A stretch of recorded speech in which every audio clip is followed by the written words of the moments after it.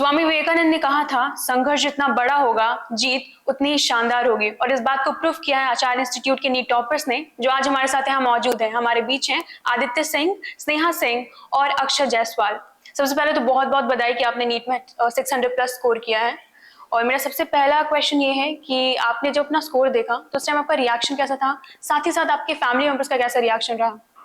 सबसे पहले तो जब हमने स्कोर कैलकुलेट किया था तो स्कोर बहुत अच्छा आया था, तो बहुत खुश थे सबके सब। एक्सपेक्टेशंस भी बहुत थे कि ये कॉलेज मिलेगा, वो कॉलेज मिलेगा, ऐसा करेंगे वैसा करेंगे। फिर जब रैंक लिस्ट आया तो थोड़ा सा जितना एक्सपेक्टेशन था उससे बहुत ही कम, मतलब रैंक बहुत हाई हो गया था।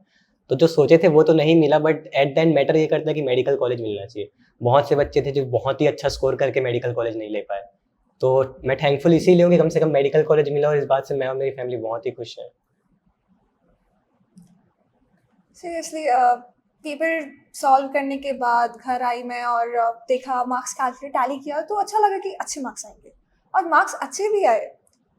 लाइक मार्क्स के बगल में स्कोर कार्ड में मैंने रैंक देखा and I was like expectations के हिसाब से जो कॉलेज मिलना चाहिए तो वो नहीं मिला।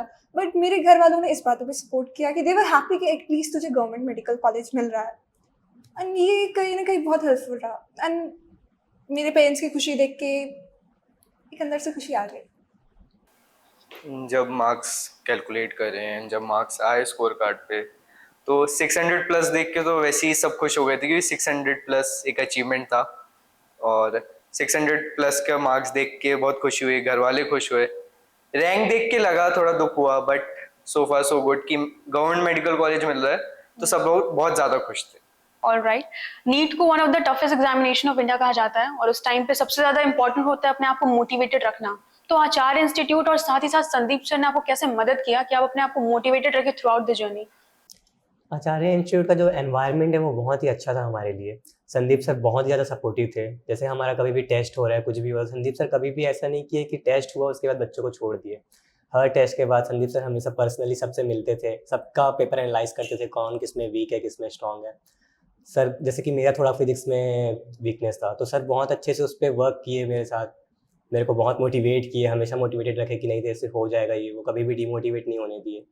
तो ये संदीप सर का बहुत अच्छा है कि वो छोड़ते नहीं है बीच में, एक बार पकड़ लिए तो एंड तक लेके जाते हैं, फिर उसके बाद ही जब सक्सेस मिल जाए उसके बाद ही एंड करते हैं। संदीप सर और आचार्य इंस्टीट्यूट का इन्वायरमेंट सीरियसली बहुत अच्छा था। मुझे लगा कि यहाँ का इन्वायरमेंट गोल ओरिएंटेड है। यहाँ पे कंपटीशन भी बहुत हेल्दी था, काफ़ी हेल्प मिली, हेल्दी कंपटीशन और सर की गाइडेंस के कारण। सर के कारण लाइक जो लर्निंग प्रोसेस होता है उससे मुझे प्यार होने लगा, बहुत मज़ा आने लगी सॉल्व करने में papers and I really enjoyed the process thanks to Sandeep sir. जो आचार्य का इन्वायरमेंट है, जो हेल्दी कंपटीशन बना रहता है टेस्ट के रिजल्ट से या बच्चों में, वो बहुत हेल्पफुल था। प्लस जितनी फैकल्टीज़ थी वो रेगुलर बेसिस पे हम लोग को कुछ ना कुछ चीज़ों पे गाइडेंस, उनका मोटिवेशन देना, वो हेल्पफुल था। और सबसे ज़्यादा हेल्पफुल था संदीप सर का पर्सनल अटेंशन, स्पेशली जब नीट का 1 महीना बस बचा था और हम लोग घर पे बैठ के सिर्फ टेस्ट पेपर देते थे। तो उस टेस्ट पेपर में कभी मार्क्स कम आ जाए या कोई कॉन्सेप्ट समझ नहीं आ रहा है, क्वेश्चन गलत हो रहा है किसी कॉन्सेप्ट के, तो रात का कोई भी टाइम हो, 1 बजे हो, 2 बजे हो, जब तक हम लोग पढ़ते थे उसके बाद सर को फ़ोन कर देते थे कि सर ऐसा नहीं हो रहा है। तो उसमें भी बिना कुछ कि टाइम देके, बिना कि उनको खुद पर्सनल लाइफ में डिस्टर्बेंस कर रहे हैं, फिर भी वो सब चीज़ें बिना सोचे सर हम लोग को बताते थे, गाइड करते थे। ओके। ऐसा कहते हैं कि आप किसी जगह से जा सकते हैं, पर वो जगह आपसे कभी नहीं जा सकता, क्योंकि आप किसी जगह पे हमेशा आ रहे हैं, 6-6 घंटे 7-7 घंटे पढ़ रहे हैं, तो कोई बेस्ट मेमोरी भी क्रिएट हो जाती है। तो आप लोगों के लिए वो बेस्ट मेमोरी क्या है, वो ज़रा बताइए। बेस्ट मेमोरीज तो जैसे मेरे हिसाब से हमारा जो क्लास का एक ग्रुप था हमारा, जैसे हम 6-7 लोगों का ग्रुप था, तो हम लोग हमेशा क्लास कभी भी ऐसा फोर्सफुली नहीं पढ़े हैं कि क्लासेस हैं एकदम फोर्सफुली पढ़ना है एकदम ज़्यादा कॉन्सेंट्रेट करके। हम बहुत इन्जॉय करके साथ में पढ़े, और मज़े की बात है कि हम 6-7 जो थे सबका सिलेक्शन हुआ।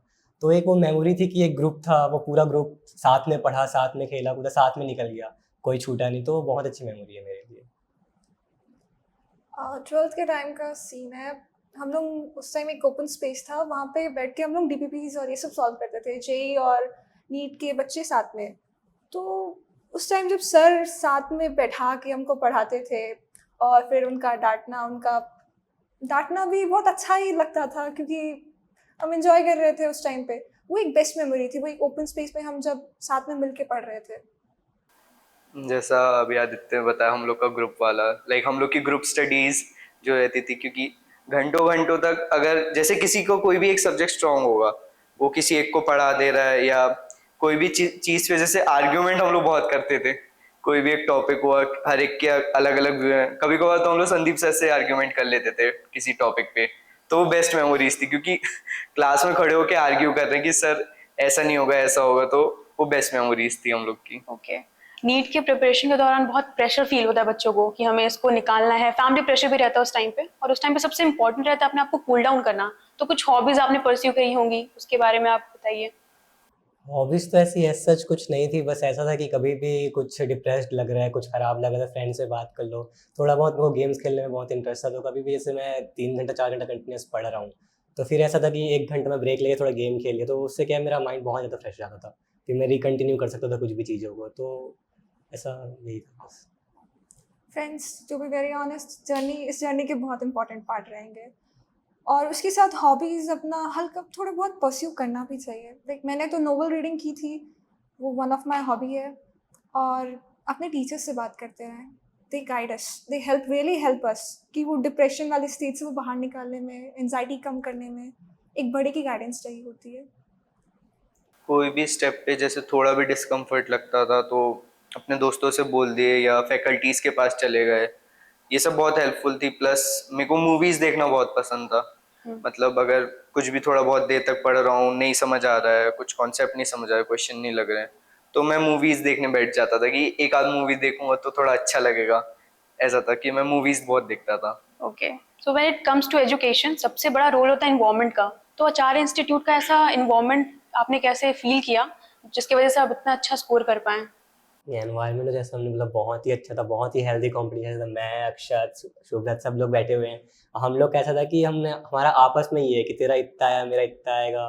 तो कंपटीशन बहुत ही हेल्दी था, उसके मतलब बहुत ज़्यादा मेजर रोल प्ले किए थे सब हमारी लाइफ में। हम आपस में हमने बहुत एक दूसरे को मोटिवेट किया और पढ़ाई किया था। कंपटीशन और पॉजिटिव पीयर यहाँ पे थे। लाइक अपने दोस्त को टारगेट बना के हमने मूव ऑन किया था। मार्क्स जैसे कभी आ गए 550 और दोस्त के आ गए 600, खुशी होती थी दोस्त के लिए, बट अपने लिए बहुत बुरा लगता था।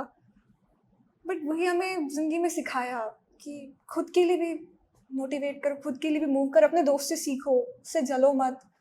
तो ये शायद यहाँ के इन्वायरमेंट के कारण ही ऐसा हो सका।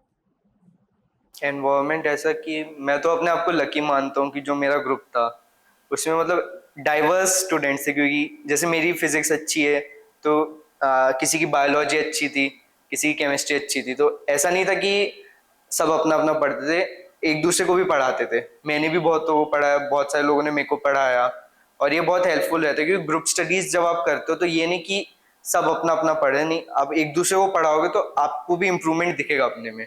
तो ये प्लस पॉइंट था यहाँ पे। ओके। इस साल का जो नीट पेपर आया था फिजिक्स में स्पेशली, वो बहुत टफ था। और इमेजिन करो कि आप लोग क्वेश्चन दे रहे हो, तो क्या आचार्य इंस्टीट्यूट और संदीप सर ने आपकी अंडरस्टैंडिंग उतनी क्लियर की थी कि आप उसको इजीली टैकल कर पाओ?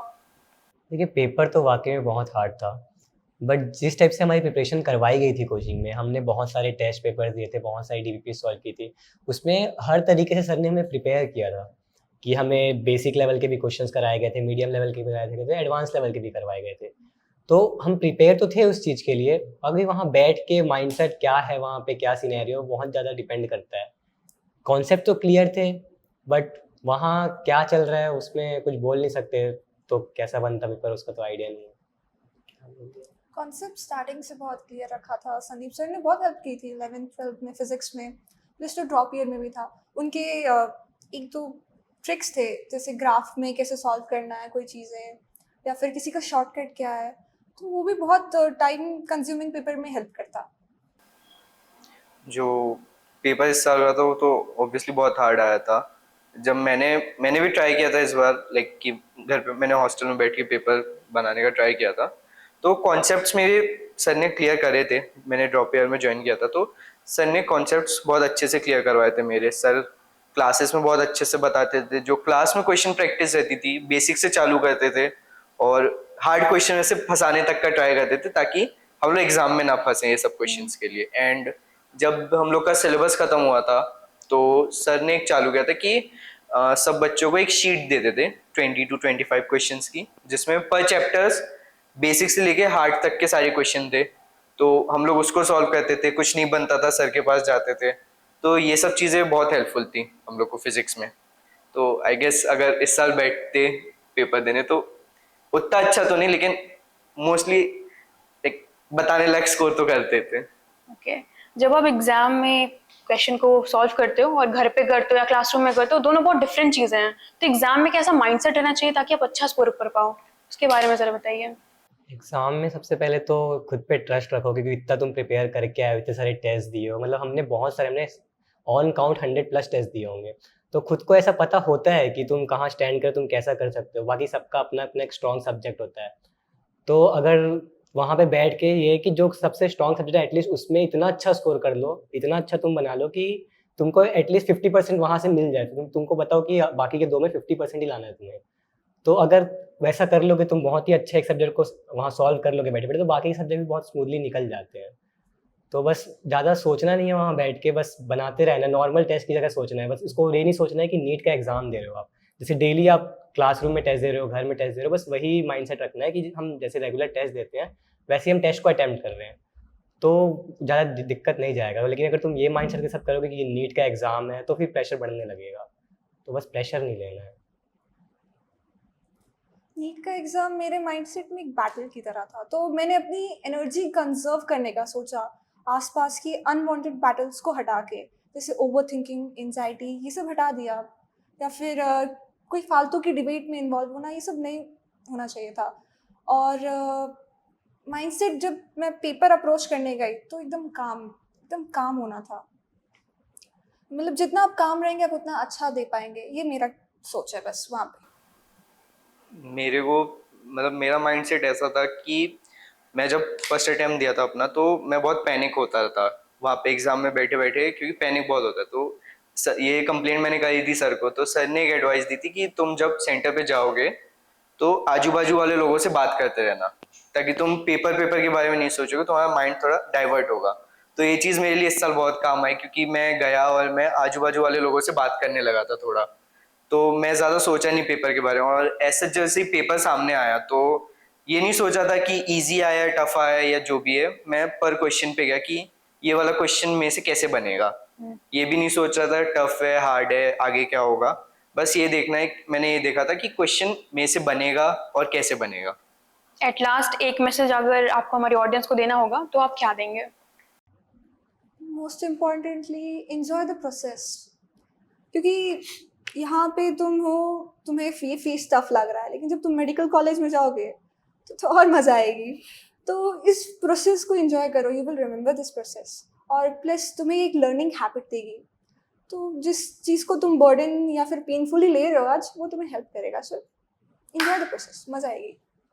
एक एडवाइस बस यही दूंगा कि जो आपकी जर्नी है उसको थोड़ा फन वे में लो, पढ़ाई को फन की तरह लेना है। क्योंकि जितना आप पढ़ाई में अपना सोचोगे बर्डन है मेरे लिए पढ़ना, तो आपके लिए पढ़ाई उतनी दूर होती जाएगी। हम लोग का जैसा था कि हम लोग के जो ग्रुप स्टडीज होती थी, तो हम लोग उसको बहुत अच्छे से एंजॉय करते थे।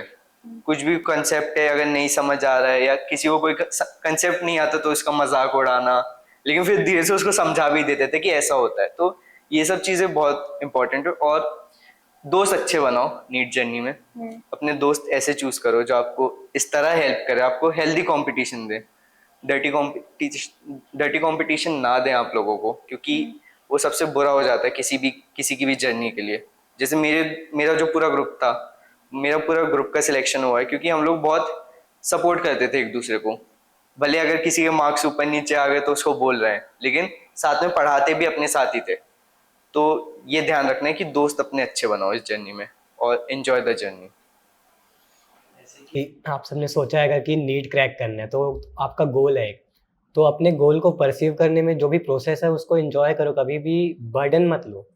जैसा कि इन लोग ने बोला कि बर्डन लेने से मज़ा नहीं आएगा किसी भी चीज़ को करने के लिए। अगर तुम प्यार करते हो अपने एमबीबीएस से या कुछ से, तो उसको तुम उसके लिए जो भी कर रहे हो तुम बहुत इन्जॉयमेंट से करो। और जैसे अक्षय बोला, फ्रेंड सर्कल बहुत ज़्यादा मैटर करता है। हमारा बहुत ज़्यादा मतलब कि फ्रेंड सर्कल्स के कारण ही हमारा सिलेक्शन हुआ है। हर साल लाखों बच्चे नीट को अपीयर करते हैं, आगे भी करेंगे, तो उन फ्यूचर एस्पिरेंट को आप क्या एडवाइस दोगे ताकि वो इजीली एग्जाम को क्लियर कर लें? सबसे पहली बात तो कंसिस्टेंट रहना है, बिलीव करना है अपने टीचर्स पे, कभी भी डीमोटिवेट नहीं होना है। कोई भी एग्ज़ाम अगर कोई ना कोई बच्चा तो निकाल ही रहा है, ऐसा नहीं कि कोई निकाल नहीं रहा है, तो वो बच्चे तुम हो सकते हो आराम से। बस हमेशा कंसिस्टेंट रहना है, डीमोटिवेट नहीं हो, टीचर से हमेशा कनेक्ट रहना है, यही सब चीज़ें। एनसीईआरटी पे स्टक करना है, एक तो मैं बोलूँगा बस। Consistency is the key, but जो आप मिस्टेक्स किए हो उसको बार बार नहीं दोहराना है, उस पर कैच करना है, उसे सुधारना है, इम्प्रूव करना है और अपनी एक स्ट्रैटेजी बनानी है जिस पे तुम अच्छे से वर्क करो और जो तुम्हें फ्रूटफुल लगे। ये नहीं कि वो स्ट्रैटेजी बेकार है तो तुम उस पर कर ही जा रहे हो, that's a waste of time. Strategy होना, टाइम अगर आप फॉलो नहीं कर पा रहे हो तो दिन में टू डू लिस्ट बना लो, ये बहुत हेल्पफुल होती है, छोटी छोटी चीज़ें। सबसे पहला तो कि खुद पे सबसे पहले ट्रस्ट करना है कि आप कर सकते हो, क्योंकि बहुत लोग रहते हैं कि सेल्फ डाउट में आदमी का पूरा कॉन्फिडेंस चला जाएगा सेल्फ डाउट करते करते, जिस वजह से बहुत लोगों को देखा कि वो अच्छा कर सकते थे बट नहीं कर पाए। तो सेल्फ डाउट नहीं रखना है, क्योंकि सेल्फ डाउट से ही सबसे पहले सबसे बड़ा ड्रॉबैक यही होगा कि आप खुद ही सोचोगे कि ये क्वेश्चन तो मैं कर ही नहीं पाऊंगा, ये चैप्टर में कर नहीं पाऊंगा। प्लस कंसिस्टेंट तो रहना ही पड़ेगा, क्योंकि वो बहुत वास्ट सिलेबस है और क्योंकि टाइम भी कम मिलता है एग्जाम में, तो जल्दी जल्दी रिकॉल करना। और मेरा तो यही है कि टेस्ट पेपर एंड प्रैक्टिस सबसे ज़्यादा रखो, क्योंकि जितनी प्रैक्टिस करोगे, क्योंकि एग्जाम में आप भले पढ़ के सब चले जाओ लेकिन रिकॉल करने में सबसे इम्पोर्टेंट चीज़ होती है उतनी जल्दी। इस साल का पेपर सबने देखा कि इतना लेंदी आया था, तो मे बी अब शायद नीट का पैटर्न चेंज होगा, पेपर लेंदी होंगे या हार्ड होंगे, तो उस हिसाब से थोड़ी प्रिपरेशन चेंज करनी पड़ेगी अब सबको। Thank you everyone for sharing your inspiring stories. और ऐसे ही इंस्पायरिंग स्टोरीज को देखने के लिए आपको करना कुछ नहीं है, बस आचार्य इंस्टीट्यूट के यूट्यूब चैनल को सब्सक्राइब करिए ताकि ऐसे ही कंटेंट आप तक जल्द से जल्द पहुंच सके।